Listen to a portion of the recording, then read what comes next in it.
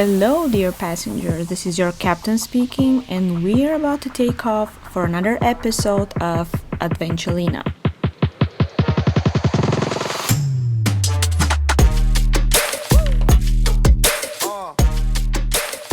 What's up, everyone? Welcome back to another episode of Adventulina, your travel dose and hopefully your time to chill and relax. Maybe you're on your way to work, or maybe you're sitting on your couch, maybe doing grocery shopping. Whatever you are, I hope you enjoyed this episode.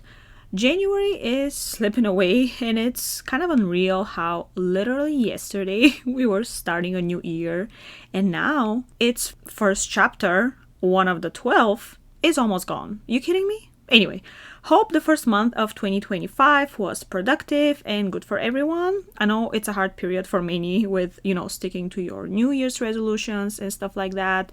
Well, remember, if you didn't stick to them, there's always another year to come and we can try again. Just kidding, but not really. So, with so much happening lately and so much to happen, I decided to take a look at that poor inbox and get some questions from different adventurers. I had been trying to get to them for some time, but I guess I was, waiting for the perfect moment. And this perfect moment has arrived. So, dear passengers, we are about to take off for a destination called Q&A. It's about time.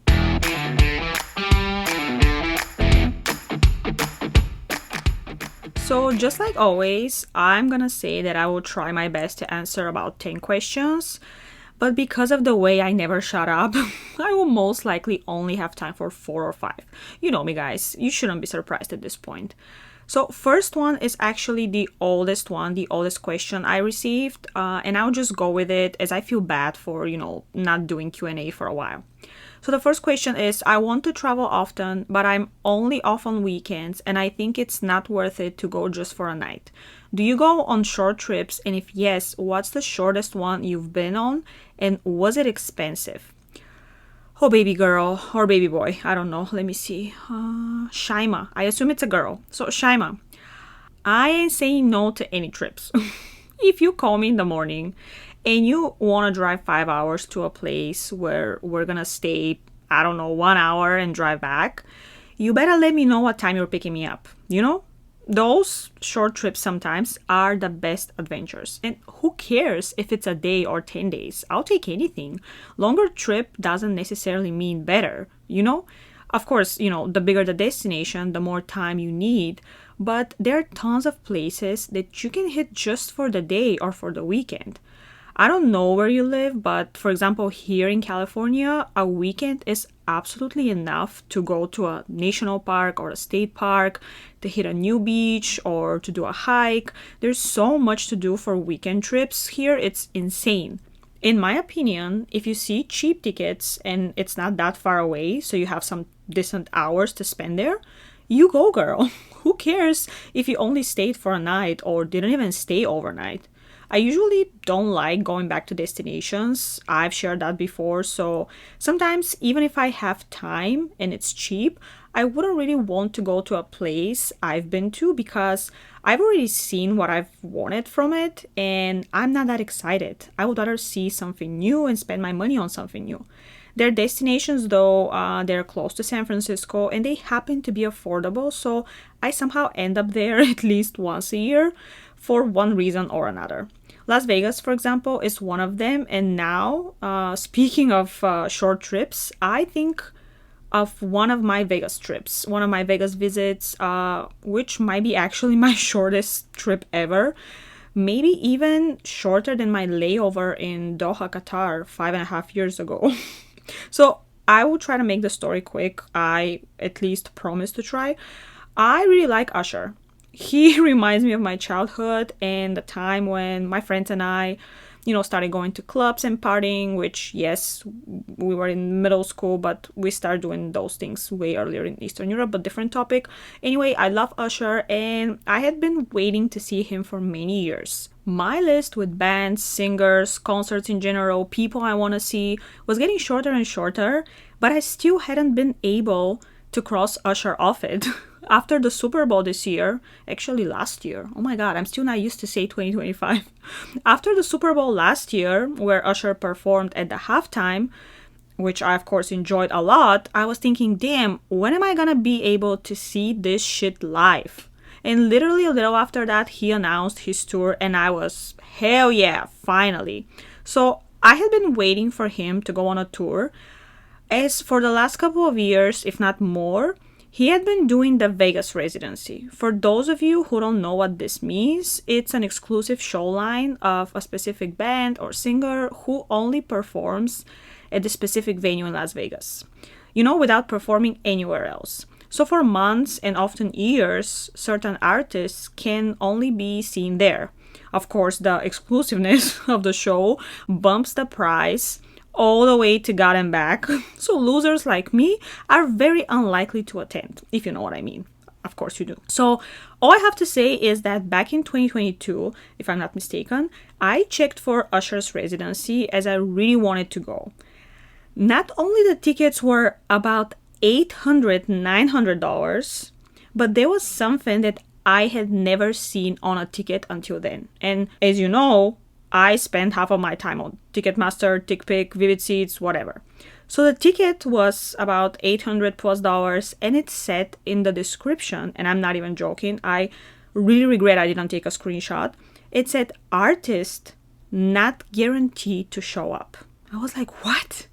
You're gonna charge me $800 plus, and I won't even know if I'm seeing Usher or not?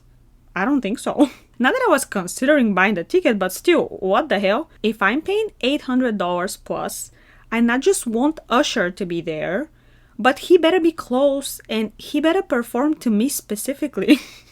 Just kidding, but not really. Anyway, Usher announced his tour. I was super excited, waiting for the dates. I knew he was gonna come, if not to San Francisco, then somewhere close. So, I was gonna attend for sure.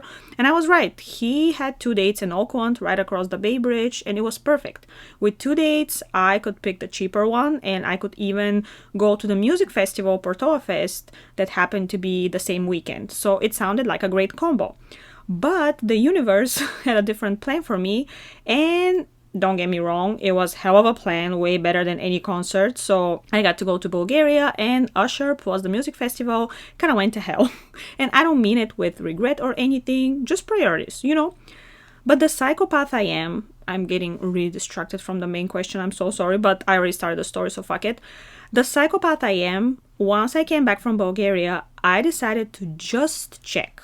And I love how my just check turns into a full-blown destination research, or 4 new ideas for a trip, or like a concert potential thing happening. Anyway, I decided to just check if he's still touring, and guess what? My boy was going to Vegas, not for residency, as part of his tour. And guess when? On a weekend. And guess which weekend? Between another 2 trips that I already had planned. I was like, damn, looks like this month I'm paying rent for nothing, goddammit. I should ask for a discount since I'm not spending any time here.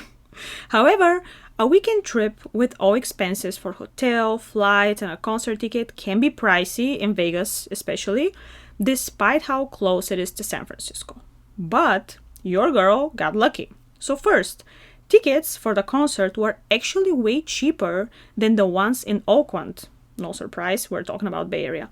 So I got a ticket for almost twice cheaper than the one I was gonna get for Oakland. Now I still had to figure out flights and accommodation. And I was like, I have miles on one of my airline credit cards from previous flights, and I won't need much to exchange for such a short trip. I will just, get the flight with them. And that's exactly what happened. I exchanged 14,500 miles, which was a fair, value for a round trip to Vegas. And I even set up the departure and arrival with just a few hours from each other. What does it mean? It means that I just went to Vegas for a few hours. So basically, I went there, attended the concert, gambled a little bit in one casino. And when I say gamble, understand me putting in my $1 bills, desperately trying to figure out what I'm doing. I went to the airport and came home. Yes, and it was totally worth it. Total ticket and flight price was about $75 both. Perfect. And I know I still had the expenses for transportation to and back from the airport, going to the venue in Las Vegas, but It wasn't that expensive because the venue was just conveniently located close to the airport, so Uber was about 7 or 8 minutes. It wasn't even that expensive. Food was cheap too, as you know, you get options in the hotel such as fast food and stuff like that. So honestly, it wasn't any different than if I stayed here in San Francisco and went out with the girls. I literally went to the airport with a fanny pack, just with my wallet and keys, and in 12 hours I was back. Yes, there was a little downtime between my casino visit and the departure, but it's Vegas. You know, even sitting on a chair and watching people is fun. So yeah, this is an example of a really short trip that was totally worth it. I was by myself and I had a great time. Imagine if you go with someone, maybe a group of friends, and let's say you live in California and Vegas is the spot, you know? It doesn't have to be a concert. There's so many shows in Vegas to pick from. Every single day there's so much happening. With plenty of affordable options, you can always get good prices. And honestly, just go with the cheapest. Like, it's cool enough to be there. You don't need to be in the first row. Sometimes you may get lucky and either sneak in closer or actually be asked to do it because, you know, the venue is not full. I once got lucky with my friends while on a bachelorette party in Vegas, and we got moved from the second floor of Magic Mike to the first floor where the view was awesome. So just go, you know? And wherever you live, I feel like there are always options to see something, not necessarily, you know, involving a plane either. Just get in the car and you figure it out. What was the question? Oh yeah, if short trips are worth it. Totally. Question number 2. You talk about budget traveling, but what if we cannot save? With so many expenses and temptations around us, sometimes it's hard to stick to a goal. Do you have any recommendations for people who find it hard to save money? Okay, let me see. From the way this question is asked, I kind of get the vibe that we're not talking about like a super strict budget to the point that you can't afford anything except for, you know, your bills and the essentials. It kind of sounds to me like whoever is asking, I only see numbers under username, by the way. Whoever is asking sounds like can afford things because I'm specifically looking at the word temptations. So saying we cannot save while we can afford temptations is a little contradicting to me. Let me see if I got it right. You make good money, you make enough, let's say, but you have too many temptations and things to spend it on, so it's hard for you to save to travel. That's what I get, and forgive me if it's wrong. So I will answer from this perspective. I think traveling, just like anything else in life, is a matter of priorities. And before someone starts giving me shit, let me finish. If I open Amazon and order stuff that I don't really need but make me feel good, let's say some home decor, or I open Lululemon and buy a few things to spoil myself, that's an expense. But also it's a choice. Like, is that a necessity? Is this a bill? No, it's not. It's something we can live without but decide to get because we want it. And that's totally fine. You know, our money, our purchases, absolutely. But is it right to say that after spending some amount of money on these websites, you cannot afford to travel? Or it's more accurate to say that you just picked something else over? I hope I'm being clear here. There's nothing wrong with online shopping or splurging or spending money on things we don't need. We all do it. We all spoil ourselves from time to time. I'm sure you work hard for your money, whoever you are. So you, of course, will spend it on whatever you like. But I don't think it's right to say we can't afford traveling when we can afford things that are not essential and are a choice. It's just a matter of priorities. Like, you prefer clothes over traveling, and that's okay. You can buy as much as you want. We're all different, and we all like different things. Or we like the same things, but in different proportions. What I'm trying to say is that spending our money on other things doesn't mean we can't afford traveling. It means we can afford it. We just prefer to do something else with this money. And that's okay. Again, I know people who have amazing style, high-end clothes, and really know how to shop and what pieces to get, so, you know, they can look great effortlessly. It's just their thing. They love it, meaning they spend money on it. Because that's what brings them joy. However, because of this joy, they have to cut on certain other things. but they love the clothes and they love looking good, so they are okay with that. They get to travel less and do less things because their priority is to have high quality clothes. Totally fine. I do know people like this. Some of them have never been abroad. Do I understand it? No. Am I anyone to say shit? Absolutely not. Their life, their rules. Same over here. Same as an example, opposite as hobbies, I guess. I couldn't give less crap about clothes. Do I like looking good? Of course. Do I admire beautiful pieces and expensive stuff? Hell yeah. Is that my priority? Absolutely not. Since at this stage of my life I cannot afford both traveling and high-end clothes, I would gladly be wearing my $10 t-shirt loud and proud on some street in South America, for example. My priority is to travel, so I would cut expenses from things that don't matter to me that much or at all. Do I want them? Yes. Can I live without them comfortably? Still yes. Then it's decided. Again, priorities. It's one thing to not be able to meet the ends, but it's a different thing to be able to afford stuff and prefer not to. Again, nothing wrong with being a shopaholic. Just remember that if you want to save money, your will is only working in cases where you save for something you're really passionate about. If you don't care about something or you don't care that much, you'll keep spending this money on something else. I hope I answered your question or actually, I think I didn't. Last part is, do I have any recommendations for people who find it hard to save money? Well, I guess I partially did, but as a final thing, I would say if you're really bad at saving for traveling, but not for anything else, maybe you don't want to travel that much. So don't worry. Once you want to travel, trust me, once you get the travel bug, you will find a way to finance that trip. You will start selling clothes left and right to fund the next adventure. But until then, buy what makes you happy and follow your shopping urges, I guess.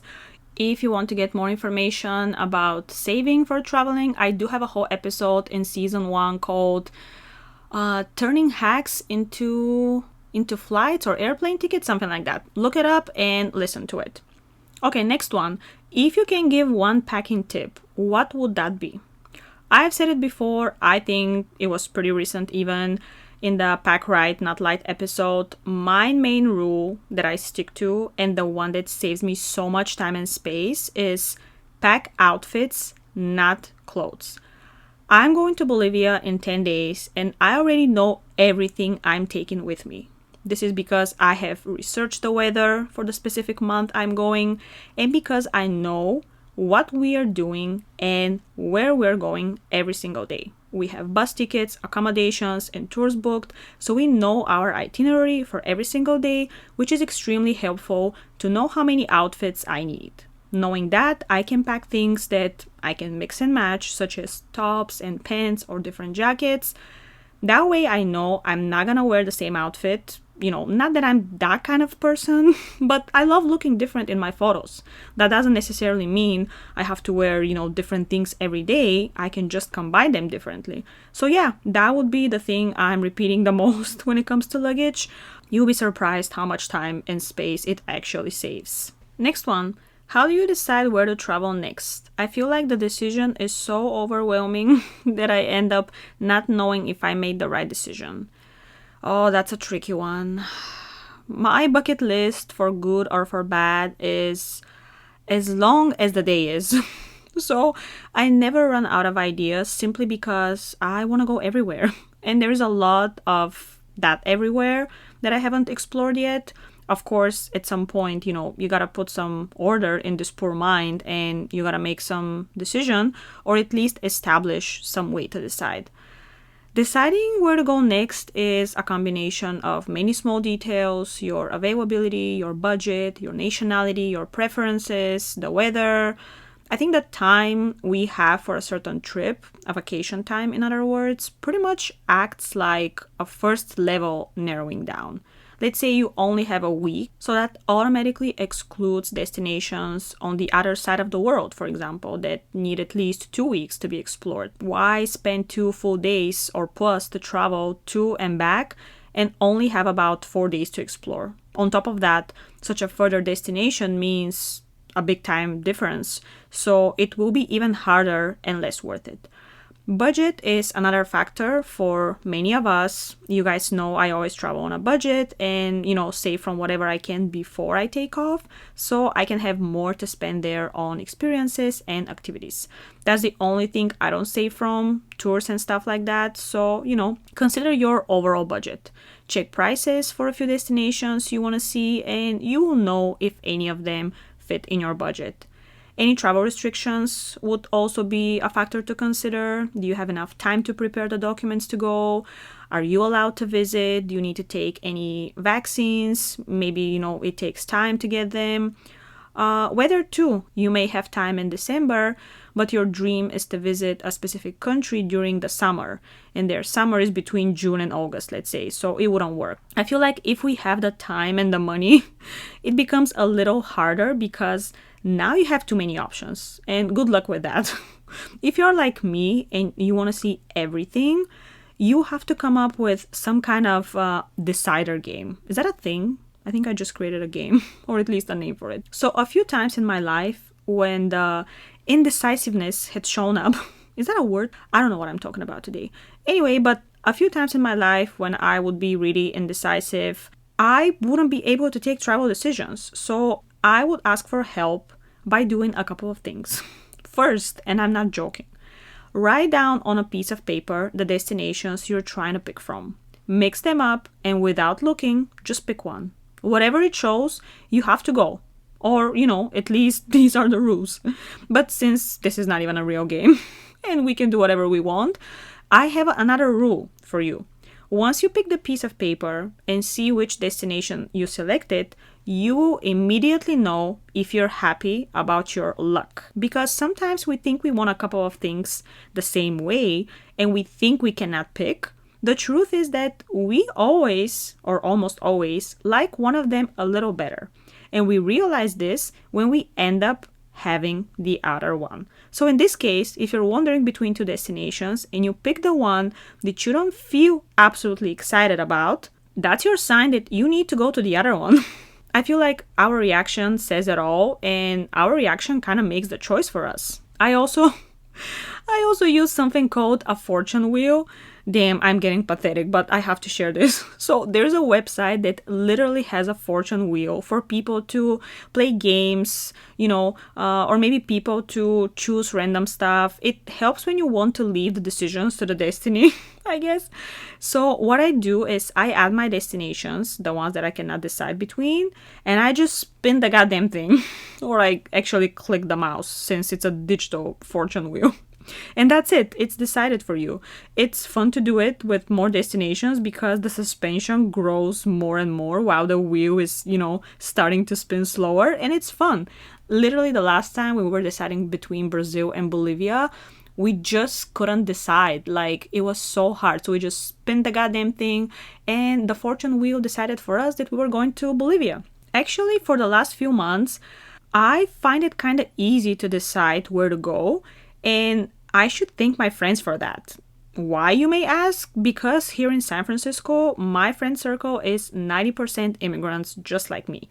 So we all come from different countries, we all talk about our cultures, and we all educate ourselves. We ask each other questions, we bring traditions to our gatherings and celebrations. I love it. And with so many close people from different countries, where do you think I want to go first? Of course, to their countries, because I have heard and seen so much about their homes that I already love these destinations without even setting a foot there yet. Some of my closest friends are from Colombia, Brazil, Peru, and Japan. Where do you think I want to go next? Of course, to Colombia, Brazil, Peru, and Japan.